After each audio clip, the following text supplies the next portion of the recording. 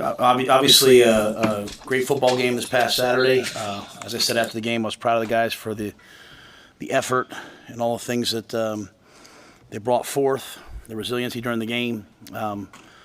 At the same time, we made key mistakes on all three phases that didn't allow us to win the game. So we started this morning working to correct those, try to get better for UCLA.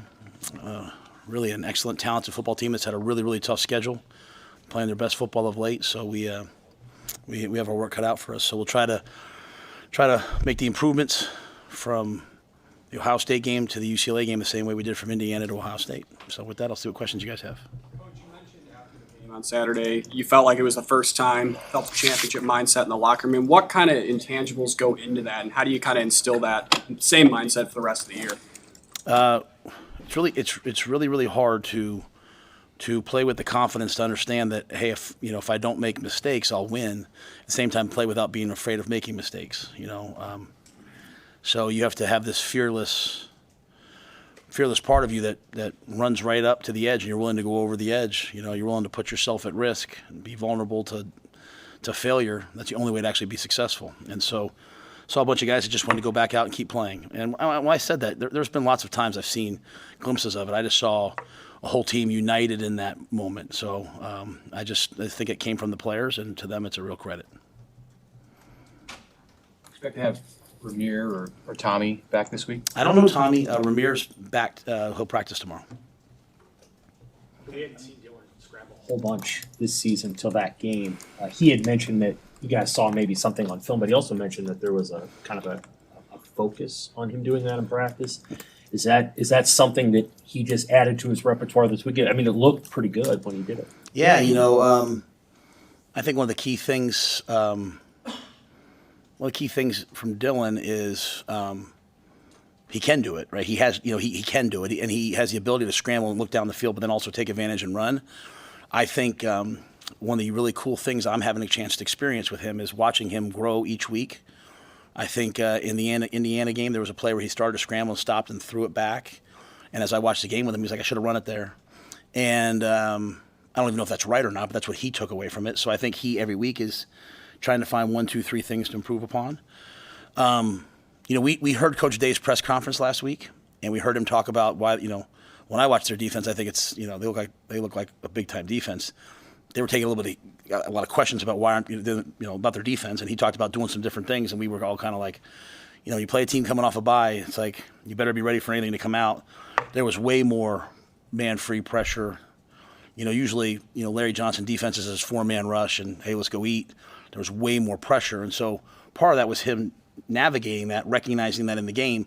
But when you bring man-free pressure, if you pick them all up, there's no one for the quarterback. And so he got out and he took off and ran, and to me, it's like Dylan's got like an algorithm in his brain, and so every time you add something to it, it's like, hey, I can do this against this. So he added it. So in terms of during practice, I just think he's always trying to improve, get better. From the UTEP game until the last drive against Ohio State. Better and better and better. So much of that game was, hey, getting the right play here, getting the right play there. You think about, you're a freshman quarterback. You go out in front of 100,000 people, all of whom have a feeling about you because maybe you were once committed there. Another one of your freshmen drops the opening kickoff return. You start with the ball on the 8-yard line. You bobble the opening kickoff. And what I loved about what Dylan did was he just settled down, right? He gave us chances. If you go back over the last 4 games and you calculate in all the defensive pass interference yardage we've gotten because we throw so many go balls, that would add into kind of what he's done passing game wise. But I think the things that he sees, the things that he's improving upon, this is there's no better teacher than experience. I think he's getting a ton of experience, and they threw a lot of things at him this week. Rutgers threw a lot of things at him. They threw a lot of things at him this week, though, more than he's seen in the past. And I thought he adjusted and handled it really well. He's clearly shown that he has the ability to drop those balls in on some of those lofted throws. On the couple that, at least the one to Banks that he missed, what kind of discussions have you had with him, or have you heard him have in being able to hit those, and what leads to that being fixing that? Yeah, I think when you look at that, you're talking about the play, the wheel route down the sideline, the rub route down the sideline. I think that was a play, and he could probably speak to it better tomorrow. I think that was a play where, they're bringing all that pressure, like they're bearing down on you. The Wolves are at the door, because he came out, he saw 3-over-3 man, he recognized the leverage, he checked to that. That wasn't a call. That's an option he has. He checked to it, and I think he just sped up and said, "Hey, I got it," and let it rip, and so just missed the throw. So part of this teaching is is going back and looking at all the things you do well. He has the ability to go back and look at all the things he does well. And the things you do well should give you confidence. The things you don't do well, that's what spurs you forward. And so, he missed that throw, and then just kind of like a why. Like, hey, why did you miss it? Was it bad mechanics? Was it that you sped up because you saw these things and you knew you had a touchdown, you want to get the ball out of your hand? So when I watch the game with him, I watch the game with him usually in a different light, kind of as the head coach. Glenn's going to do all the football stuff. But for me, it's always, hey, here's these 6, 7, 8 plays. Why did they happen? Does that make sense? And so I'll let him tell you, his thoughts on it, because but to me, I just think, you have people coming at you, you see him open, he knows what's going to happen a lot of times before it happens, and sometimes that anticipation leads you to hurry. And I thought he didn't hurry. How do you think Dante ran it, and did you find some things in the run game in the second half that you liked that maybe you can push forward? Yeah, it goes back to what I said last week. When people don't really blitz us and pressure us, we're a good running team. We struggle when people pressure us. Dylan did a good job of when they weren't pressuring us, getting to the right run. We ran some wham plays and some trap plays, which are really good plays. We got the ball to the second level. We need at some point one of these plays to go for 80. And I'm not throwing anyone at it. It's just like that's what we're working on every day. We're working on constantly. Now, Dante, he's a big back. He's going to punish you, right? And then the Ramirez and Emmets come in, they hopefully make you miss and take it further. But I thought in many ways there were some really good things in there in the plan. And then part of it is then when they do pressure you, you're throwing those fades, you're throwing those go balls, you're trying to take advantage of man coverage, hoping to hit them. And we hit some. We got some pass interference that extended drives on others. Matt, you received a statement back from the Big Ten on an officiating call on the Emmett Johnson run. I mean, just what were your conversations like with the league and Troy with the league just over the last 24 hours? Well, I'll first say this. I commend the league for putting out a statement. The worst thing I can do is get up here when I'm trying to get our team to turn forward to UCLA and be talking about, the calls that went against us in a loss. I think that's very forward thinking of, Commissioner Petiti and of Bill Carollo, who's the head of officiating. And I think it's what should be done. We all just want transparency in everything, right? Hey, I come here, you guys ask me what happened on this play, what happened on that play, right? And to do my best to be transparent and answer them. So I appreciate the statement. That was a game, you guys hear us talk about situational football. We're trying to master the last drive of the half, the last drive of the game. When you have one timeout and you think it's a spot, it just makes it hard to coach, right? So that was difficult, and they addressed it. And that's really all I want. I will say this, I think one of the hardest jobs in the world right now is to be an official. I grew up in an era when I played college football. I stood next to Coach Paterno. The officials went out there. They had their whistles. They threw their flags. There weren't 52 camera angles because every game's on, national TV. There weren't, they threw the flag and you live with it, right? And, Coach Paterno would yell at the officials and, just kind of that's how the football was. And now, now you in a world where, now we have instant replay. And the first instant replay was, to overturn the egregious stuff. And now it's more now we can fix things. Like last week there was 3 seconds on the clock and all of a sudden, now there was 6 seconds against Indiana. So now as an official, when I'm calling the game on controversial calls as if, well, what happens if it does get overturned? So they go with, if it's close to being a fumble, they think the guy's down. They might, they're kind of instructed to call it a fumble so that the play continues and then replay can overturn it. But replay, if it's close, will go with the call that stood, which even though that might not be what the official thought. So the amount of things that must be in those guys' heads, God bless them, and then there are 100,000 people and they're running backwards trying to say, is it DPI, is it OPI, right? Now, it used to be the officials have to go over and talk to each other. Now they have a microphone and they're talking to each other during the game and they're confirming things. And it just, I feel for them, so I'm never going to get up here and complain about judgment calls. That's not my thing. I've been upset, or I've talked about really replay. Like last year we had 3 replays that the next day they said, hey, replay was wrong. That's hard for me, right? And it used to be replay was in your own building. You'd see the replay official before the game. He was going to go up and make the call. Now replay goes off to a central site somewhere, and it's probably the best system in the world. I just, I advocate for the players. I advocate for the coaches. I'm also going to advocate for the 8 guys out there calling the game. You know, I'm going to sit there and give them my opinion at times. I never cross the line. I do want to say this because my daughters and, you know, I want every person in Norfolk and Tacoma and everywhere in the state. Both times I've gotten a flag this year, the next day they said never should have been a flag. So I don't disrespect officials. I stay on the field. I coach the way I've coached the last 12 years, you know, aggressive, you know, but defendant, and no one on my sideline talks to the officials. Officials will always tell you we're disciplined. So I appreciate the statement, but I do want to say it must be really hard to be out there making those calls. And you know, there was a really controversial OPI in the Ohio State-Oregon game, right? And they called offensive pass interference. And so what ends up happening is over the next couple of weeks, you know, the officials, you know, there's all these points of emphasis and all this stuff, and they're talking about OPI, and they're talking about OPI, and then all of a sudden we show up, and we get 2 OPIs, you know, on the last drive of the half and on the last drive of the game. Now, you guys have watched this. I don't know how many OPIs we've had this year, offensive pass interference. But these points of emphasis, you know, that kind of hit you each week, you know, something happens and we change the kickoff return mechanics. Like, as a coach, I can't change what an 18-year-old does or a 22-year-old does on 3 days' notice. We went through camp. We go through all the officiating training. Officials come to practice. We're told to do things a certain way. And then as the season goes on, as things happen, man, the officials have to adjust. Well, we have to adjust. And all of a sudden you get into a game like this and all this stuff happens. So I appreciate the transparency. I do want to make sure everyone understands the way where I stand, though. I advocate for the officials. I think we should let them call the game, and it shouldn't be all this. It shouldn't change as much as it does based upon this and that. We should just let them call the games and live with the result, right? Like we live with the players' result. So I appreciate that. Some tough things went against us. We've had replay go against us. We've had my penalties go against us. I don't want any more apologies on Sunday. Like, it can't happen against UCLA. It can't happen against Iowa. You know, these things can't happen moving forward. And so I'm very forward thinking. I appreciate, you know, Bill. I appreciate Tony. I appreciate Troy. I appreciate everybody.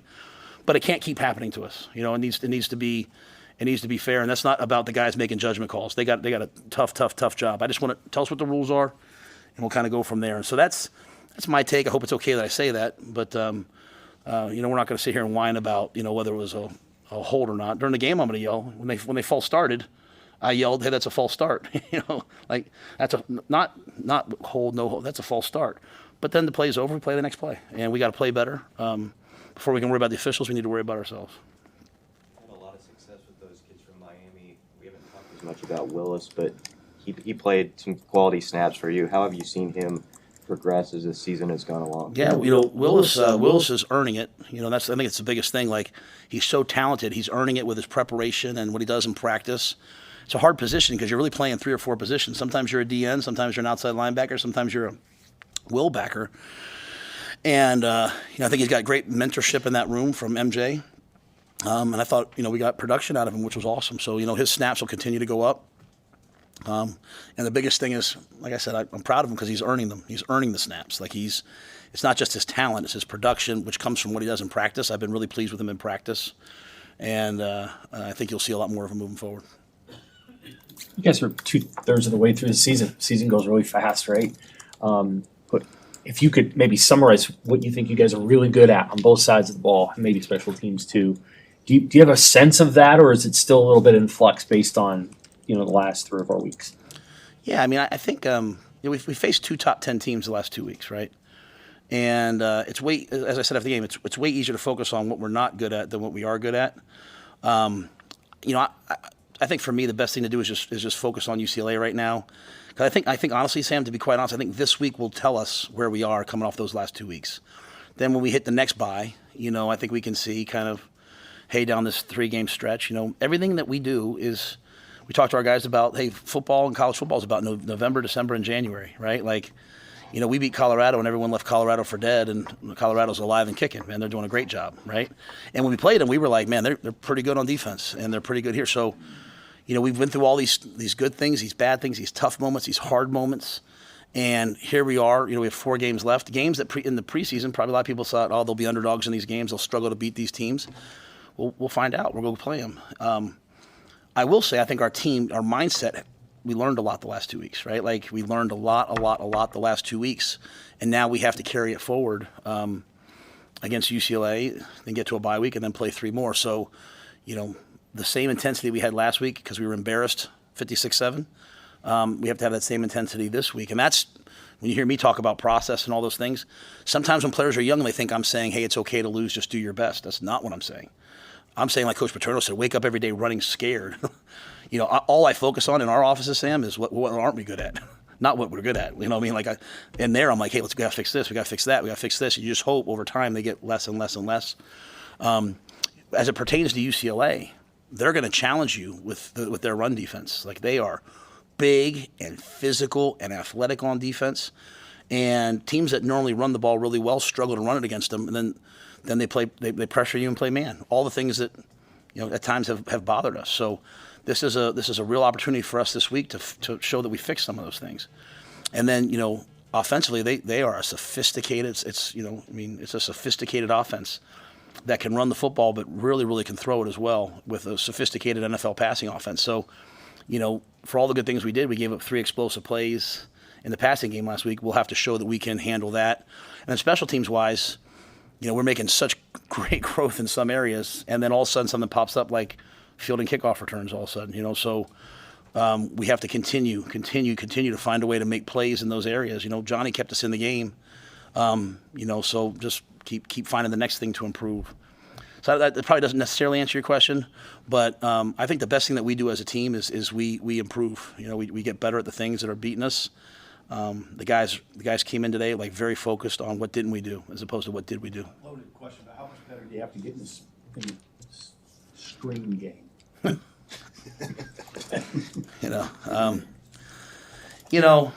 I'll be very humble when I say this. I completely understand why people are frustrated, right? Completely, At the same time, what I would say is you go block that front without throwing a couple screens and tell me, okay, they're dominant, absolutely dominant. There's some kids that feel really bad on our team because they see the heat that Sat's taking or I'm taking or whoever, and they know that they had a missed assignment. If they had blocked the man-to-man defender, the ball would have gone for about 50. So, that being said, you have some things built in, like, hey, we're running this play. If they bring 0 blitz, we're throwing a screen. That's what kind of most people do, and they threw the screen, and we just didn't make the block or whatever. So we look at everything like we have to be better as coaches. Like, it always starts with us. There's one thing you're not allowed to do in our building. You can never say the players weren't good enough. You can never say, oh, so-and-so, he's not good enough. So, yeah, it wasn't good enough. The screen game wasn't good enough, To have 2 on the final drive, I can understand why people would be frustrated about that. We came out and threw the go ball to Jamal and got the offense. He caught it. We had the ball on the 45-yard line. We got the offensive pass interference. We came out. We threw the backside in cut versus cover 2. The targeting play. We get the ball. They came out. They played man. We went to the screen. So I wish we could go back on those things. But yeah, the screen game hasn't been terrible for us, but it was not very good for us in that game. And it's just one of those things come out of the game as coaches, and you're like, hey, we really thought going into that game we were going to need to be able to screen them because of their pass rush. Even plays like like we were putting Wood in motion and running as fast as we could and blocking their DN and handing the Bonner and handing the ball off. He missed one in a crucial time, but yet they weren't quite running up the field and rushing us as much as they were because they had to play the screens. They had to so much of football to me is complementary. There's things I really regret from that game. Some of the play calls we called, some of the defenses we called, but that's ball, man. So I don't know if that answers the question, but it wasn't good enough. It hurt us in crucial situations. We got to be better. We went into it with a plan, thinking we needed to be able to do that, and in the key moments at the end of the game, it didn't work out. How much do you make a big deal about 6 wins? You guys had cracks at it last year. You had no cracks against top 10 teams this year. Do you make it a point of emphasis? Yeah. And figure out what it means. Yeah, no, I really, I believe everything happens to you for a reason. We were 5-3 last year, and we were playing Michigan State, and we lost. Then we lost the rest of them, right? And so we were chasing something. To me, we went out to Indiana. We were 5-1. I felt like the guys were maybe chasing something a little bit. That's why I said I didn't do a good enough job of having them in the right mindset. Indiana got after us. We came back last week. We were playing to play. Like, we were freed up to, like, hey, we gotta redeem our name. We gotta play for pride and play with heart. and character, and that's what you saw. So I won't talk about anything other than that this week. You know, you learned what it looks like against Ohio State. So carry it forward, and we'll do that each and every week. I asked you last week about the defensive film against Indiana. I want to be fair to ask you again this week. What did you see on film against Ohio State that popped out at you from your defense? Well, I think it starts with you should start with stopping the run, but I think a very important thing, because I've talked about it a lot here, is if you want to run the football, you have to be good on third down. Because if it's 2nd and 7, you're probably going to run the ball to get it to 3rd and 3, 3rd and 4, and you better be able to convert those. And for us to be 1 of 10, hold them to 1 of 10 on third down, to me, never allowed Coach Kelly and Coach Day to call multiple runs and try to wear us. Because really when you watch what they do, they throw the ball on the perimeter, they try to wear you out, and then they come downhill and run it right at you. I thought our guys won third down, so we were able to get off the field. And that way we covered them. We did a good job. We also stopped the run, right? I mean, so I think those two things go in hand. We stopped the run. We got off the field on third down. The key Achilles heel was we gave up, 3 big plays, and it's hard to win versus quality offense when you give up big plays. Which goes back to kind of when you guys asked me about our offense. I say, hey, we're not creating enough big plays, right? So but I thought that's what the defense did well, and I think when you watch some of the guys play, I thought it was the best our defense looked, not the results. I thought it was the best some of our guys on defense have looked to this date. They played with a unique, just relentlessness that now they've put it on tape. So they have a standard now that they have to match. UCLA is making this transition to a new conference. You did that right when you were from the MAC to the AAC. I mean, how challenging is it for a team like UCLA to make a transition into a league like the Big Ten?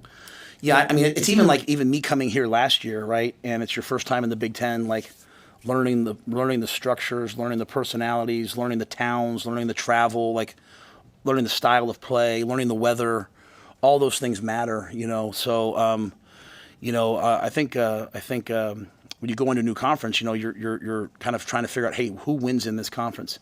The unique thing here is I think we've all joined a new conference. Like I said, think about who we're playing this week. You guys have been covering Nebraska for a long time. Seeing a Nebraska-Ohio State game is pretty common, right? But having that followed up by, UCLA then USC is not common. So I think we all are just kind of in this period of trying to recognize, what the conference is, the effects of travel. Imagine had this been an 11 o'clock game for them, right? They'd be kicking off when I was at UCLA, we went and played Kansas. It was an 11 a.m. start. We had a 5 a.m. West Coast wake-up time. That was a challenge. So I think all those things are, unique. And then how it affects you in recruiting. I think when you go to different conferences, you're trying to figure out where you want to recruit. Because when we talk to kids now in California, they know that they're probably going to have Nebraska go out to California every year. We're probably going to have a USC or UCLA game every year. And so that can be a cool thing in recruiting. So, we're trying to do that. I'm sure they're trying to figure out, USC is recruiting kids here in Lincoln, Omaha. So just changes kind of the whole footprint, I think, of everything. And then I think the whole thing, I think we're all seeing a whole different version of college football now moving forward, right?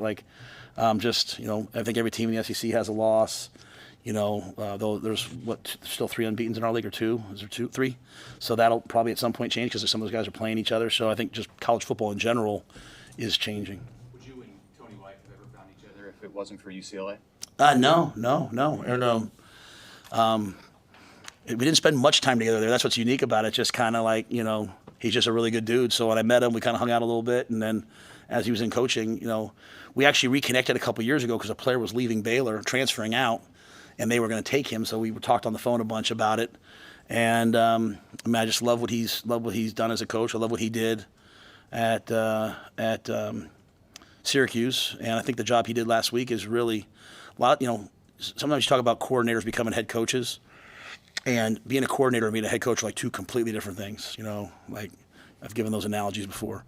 I thought what he did last week to get his guys back and ready to play was head coach-like. You know what I mean? That's what head coaches do. They've got to have their teams bounce back from adversity and not be complacent with success. And so I thought Tony did a great job in that. But yeah, it was good. He was a good player, but really good coach in person. With back-to-back road games in the bye week in there too, it's going to be almost a month in between home games. Has it seemed like that long for you and the team? Yeah, no doubt, it definitely has. Yeah, as I told you guys once before, when we're on the road, I tell you how much I love being on the road when we're at home. But like even like last game, like my kids didn't get to see it. My daughters weren't there; they were at Husker volleyball. I like being here. I like our fans. I like our families. And at the end of that game, you go back in that game, we have 3 or 4 snap issues in that game that hurt us in crucial moments. Being at home with our crowd and the crowd noise and all that, it's really, really, really an advantage for us. I was hoping it was going to be windy and snowy, but whatever it is, it'll be great, and it'll be great to be back home. Hey, Thomas Fedoni's maybe had 2 of his better games the last 2 weeks. More chemistry with Dylan. He's getting open. What do you? Yeah, that's a great question. It kind of came to us like it came to me and they came to Sat like maybe 3-4 weeks ago and was like, what do I need to do? And he blocks. He's a complete tight end, but he wanted to catch the ball more. And I think when you see what he's done in the last couple weeks, and we talked a lot about just focusing on like some certain aspects of route running, and then I think Sat's done a really good job of being like, hey, what's he great at? And it's just got such great long speed, getting him down the field, but he also can run out of breaks. And so, he won in man last week, on the hook route against Indiana on 3rd and 8 on the goal line, right? And I think it's been showing up in practice, so I think Dylan has a lot of confidence in him. That route, that was man. That route last week was man. He won in man. He ran an option route, saw zone, sat it down. So I just think he's a relentless guy in terms of wanting to be great. He's always, always, always seeking to improve. And I think giving him a couple specific things like, hey, let's work on this, then he's done that. I think Dylan feels it. I think the coaches feel it. And so now they're always trying to get him, involved. And the thing is when you start catching the football as a tight end, they start trying to take you away. And so he ran through that contact last week and made a great play, and hopefully we can get him a couple more things. And then Lloyd, I know that maybe the numbers aren't quite there yet, but you guys are using him in some different situations. How have you seen him progress in his sophomore year? Yeah, I think Jaylen's an excellent receiver. Had the hamstring in the summer and in fall camp. Missed some time. I think he's really got a good connection now. You go back to that play even on the goal line. Like when to put the ball in his hands. And he again, he gets hit at the 4. He drags it down to the 1.5 yard line. I think you'll see him just continue to emerge. I don't not say develop, emerge. Get more and more and more opportunities. We have some guys on the scout team that are Malachi and Quinn Clark and Isaiah McMorris and those guys. They're developing. This is the kind of year we have to take advantage. We lost Barrett Liebentritt for the year. Starting fullback, who's been such a key part of our short yardage and goal line game. So we had to go over on the touchdown. Unfortunately, on the one we got stopped, but also on the one we scored. Elijah Judy and Ty Robinson had to step out there and play fullback for us. So this is a time of year where guys, we took Caleb Benning on the road this week. We took Braylon Pruitt on the road this week. We took Donovan Jones, guys who we feel like are really emerging. Amari Sanders. This is the time where some of those guys, their 4-game red shirts are kind of available to you now, and so you might see some of those guys stepping into some roles. What's the injury for Barrett? He broke a bone in his back. Yeah, really almost one of the best blocks I think I've ever seen. And he's been like I said, he's been a key part of what we do, and so he'll be out. I think it's like 6 to 8 weeks. So it's not like life. I mean, he'll be fine, but he'll miss the season. And then, what was the response from the team to your philosophical comments after the game? Yeah, I didn't talk to them about that. No, I didn't know if they. No, I haven't talked. Yeah, no, yeah. I mean, I have a really, I think, close relationship with most of the guys, and most of my conversations with them are kind of like one-on-one, and I didn't really bring that up. More like, my question. I will share this with you. My question to all the guys has been, well, what did you learn this past week? And I think a lot of them learned that, hey, we belong. We can play with anybody when we do X, Y, and Z. And then my second question is like, well, then what happened 2 weeks ago? And I think the one thing we're learning is, and it's what I know. A lot of things I take. I know I've said this all. Don't play the logos. Indiana's an elite team, and Ohio State. When we knew it was Ohio State, we had a chance to play them, right? So don't play the logo, and just go play the guys. And I know while guys know that, sometimes they have to go through this to gain the confidence to recognize that, like, hey, I played really well against Ohio State. I'm a good player. I should carry that forward. So I don't know about you guys. You guys have kids. I don't know if you tell your kids. You don't know how often they listen to you.